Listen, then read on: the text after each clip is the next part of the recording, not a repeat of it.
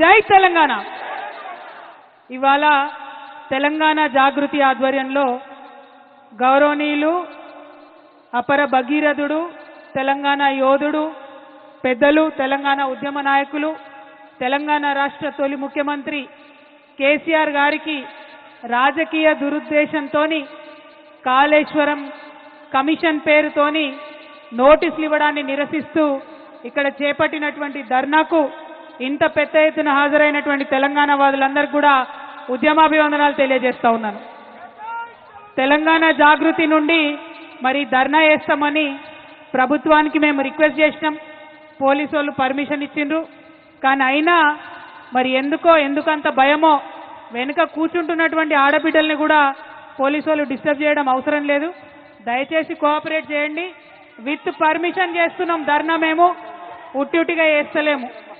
రెండవది, జిల్లాల నుండి వచ్చేటటువంటి మా నాయకుల్ని మీరు బైండ్ ఓవర్ కావాలని చెప్పి బలవంతంగా పోలీస్ స్టేషన్లకు తీసుకెళ్లడం, మంచిర్యాల్ మా పెద్దపల్లి జిల్లా అధ్యక్షుని, అట్లానే మా కందుల ప్రశాంత్ని, ఇట్లాంటి వాళ్ళందరినీ మంచిర్యాల రామగుండ జిల్లాల్లో మరి బైండ్ ఓవర్ కావాలని ఫోర్స్ చేస్తున్నటువంటి కండెం సురేష్ గారిని అందరినీ కూడా అరెస్ట్ చేస్తా ఉన్నారు. ఇది కరెక్ట్ కాదు. ప్రభుత్వం పర్మిషన్ ఇస్తే ప్రజాస్వామ్యం, ప్రజాపాలన అని చెప్పుకుంటున్నారు. మా వాయిస్ వినిపించనియాలి. అంత భయం అయితే పర్మిషన్ ఇవ్వకండి. ఎందుకోసం భయపడుతున్నారు ఇవాళ ముఖ్యమంత్రి గారు కానీ ప్రభుత్వం కానీ? ఎందుకంటే మీరు చేస్తున్నది 100% తప్పు అన్న విషయం మీకు తెలుసు. ప్రజాక్షేత్రంలో మేము మిమ్మల్ని ఎండగడతామన్న విషయం తెలుసు. అందుకే ఇవాళ చేస్తున్నటువంటి ప్రజాస్వామ్యబద్ధంగా చేస్తున్నటువంటి ధర్నాను మీరు అడ్డుకోవాలని చూస్తూ ఉన్నారు. ఊరుకునేది లేదు. మీరు మమ్మల్ని ఇక్కడ అడ్డం పడితే, హైదరాబాద్లో చేయనీయకపోతే జిల్లా పోతాం బిడ్డ, గల్లీ తిరుగుతాం. మీరు చేస్తున్నటువంటి అన్యాయాన్ని వివరించి చెప్తామని కూడా ఈ సందర్భంగా ప్రభుత్వాన్ని మేము హెచ్చరిక చేస్తా ఉన్నాం. ఏం తప్పు చేసిరు కేసీఆర్ గారు? నీళ్ళు ఇవ్వడం ఆయన చేసినటువంటి తప్ప, నిధులు తీసుకురావడం ఆయన చేసినటువంటి తప్ప, కేసీఆర్ కిట్ ఇవ్వడం ఆయన చేసినటువంటి తప్ప, అభివృద్ధి పదంలో తెలంగాణను దేశంలో నంబర్ 1గా నిలబెట్టడం తప్ప ఏం తప్పు? ఎందుకోసం నోటీసులు ఇచ్చిరని ఇవాళ తెలంగాణ జాగృతి తరఫున, యావత్ తెలంగాణ సమాజం తరఫున నేను కాంగ్రెస్ ప్రభుత్వాన్ని ప్రశ్నిస్తా ఉన్నాను. కాళేశ్వరం ప్రాజెక్ట్ అంటే కేవలం 3 బెరాజులేనా? కాళేశ్వరం ప్రాజెక్ట్ అంటే కేవలం 3 బెరాజులే అని చెప్పి మీరు ఒక కాంగ్రెస్ కమిషన్ వేసిండ్రు. అది జ్యుడిషియల్ కమిషన్ కాదు, ఏం కాదు. కేవలం అదొక రాజకీయ కమిషన్, కాంగ్రెస్ కమిషన్. అది 21 పంప్ హౌజ్లు ఉన్నాయి కాళేశ్వరంలో, 15 రిజర్వాయర్లు ఉన్నాయి, 200 కిలోమీటర్ల పైచిల్కు టన్నెల్లు ఉన్నాయి, 1500 కిలోమీటర్ల పైచిల్కు కాలువలు ఉన్నాయి. కాళేశ్వరంలో ఎత్తిపోసిన మట్టితోని దాదాపు 300 పిరమిడ్లు కట్టొచ్చు. కాళేశ్వరంలో వాడినటువంటి స్టీల్తోని ఒక 100 ఐఫిల్ టవర్లు కట్టొచ్చు. కాళేశ్వరంలో పోసినటువంటి కాంక్రీట్ తోని ఒక 50 బుర్జ్ ఖలీఫాలు కట్టొచ్చు. అంత పెద్ద ప్రాజెక్టు కాళేశ్వరం ప్రాజెక్టు మొత్తం కంప్లీట్ అయితే 35% తెలంగాణ భూభాగానికి సాగునీరు ఇచ్చేటటువంటి ప్రాజెక్టు కాళేశ్వరం ప్రాజెక్టు. 40 టీఎంసీలతోని శాశ్వతంగా హైదరాబాద్కు మంచినీళ్ళు ఇచ్చేటటువంటి ప్రాజెక్టు కాళేశ్వరం ప్రాజెక్టు. 16 టీఎంసీలతోని మన పరిశ్రమలన్నిటికీ కూడా నీళ్ళు ఇచ్చేటటువంటి ప్రాజెక్టు కాళేశ్వరం ప్రాజెక్టు. ఇన్ని ప్రయోజనాలు ఉన్న ప్రాజెక్టు, ఒక నదిని మొత్తం ఎత్తిపోసినటువంటి ప్రాజెక్టు, ఎక్కడో 90 మీటర్ల అడుగున ఉండే నీళ్లను 630 మీటర్ల పైకి ఎత్తిపోసేటటువంటి project. Multi level lift irrigation scheme, మామూలు multi level lift irrigation scheme కాదు, world's largest multi level lift irrigation scheme. నేను ఇవాళ ఛాలెంజ్ చేస్తా ఉన్నా. కేసీఆర్ కాబట్టి, గట్టి గుండె కాబట్టి, ధైర్యం ఉంది కాబట్టి ఇటువంటి ప్రాజెక్ట్ని ఆయన ఆలోచన చేయగలిగిండు. ఈ కాంగ్రెస్ ప్రభుత్వం కనీసం కల కూడా కనలేదు అటువంటి ప్రాజెక్టు కట్టాలి తెలంగాణకని. ఆయన తెలంగాణ యోధుడు, నీళ్ల కోసం పుట్టినటువంటి ఉద్యమం కాబట్టి గోదావరి నదిలో నీళ్లు మన వాటా మనకు రాకపోతే తెలంగాణ ఎడారిగా మారుతుందనే విషయం కేసీఆర్ గారికి తెలుసు కాబట్టి ఇంత పెద్ద ప్రాజెక్టుకి ఆయన రూపకల్పన చేసింది. అంతకుముందు రాజశేఖర్ రెడ్డి గారు ప్రాణహిత చేవెళ్ల ప్రాజెక్ట్ అని పెట్టి కేవలం 16 టీఎంసీలు తెలంగాణకు వచ్చేటట్టుగా ప్లాన్ చేస్తే కేసీఆర్ గారు దాన్ని మార్చి 16 టీఎంసీలు నిలవ ఉండడం కాదు 141 టీఎంసీలు నిలవ ఉండాలే అని రిజర్వాయర్లు 15 రిజర్వాయర్లు కట్టిండ్రు. నా తెలంగాణ రైతు ఎన్నడూ కూడా మొగులుకు ముఖం పెట్టి చూడొద్దు, వాన పడ్డా పడకపోయినా తెలంగాణ సస్యశ్యామలంగా ఉండాలని కట్టినటువంటి ప్రాజెక్టు కాళేశ్వరం ప్రాజెక్టు.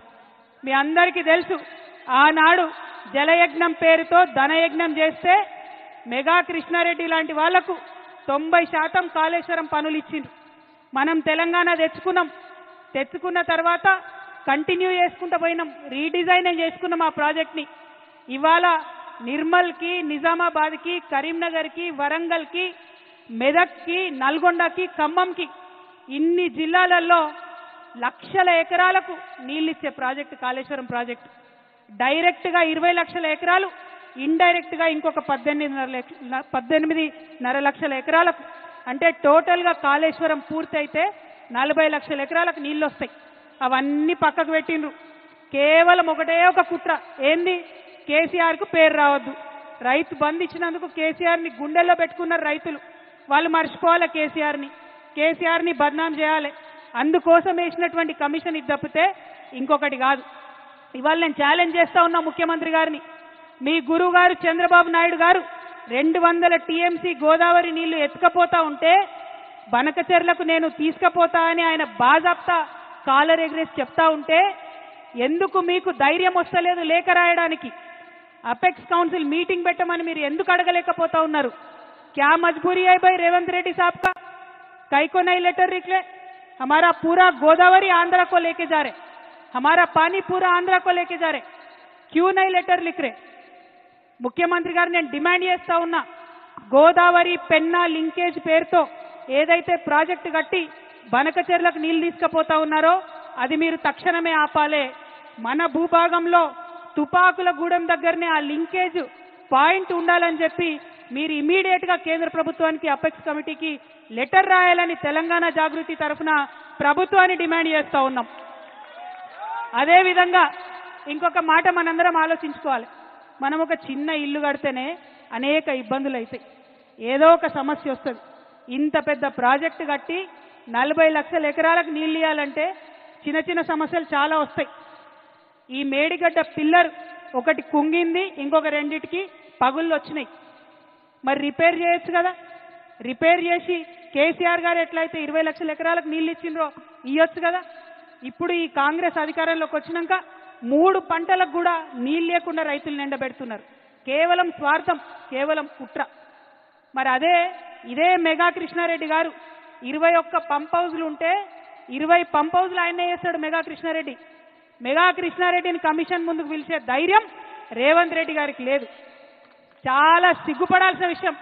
ఇవాళ కాంగ్రెస్ ఉందంటే ప్రజల కోసం పనిచేస్తలేదు, కమిషన్ల కోసం, కాంట్రాక్టర్ల కోసం మాత్రమే పనిచేస్తున్నది. నిజంగా తెలంగాణ పౌరుషం చూపించాల్సినటువంటి సమయం వచ్చింది. రేవంత్ రెడ్డి గారిని, కాంగ్రెస్ ప్రభుత్వాన్ని నిలదీయాల్సినటువంటి సమయం వచ్చింది.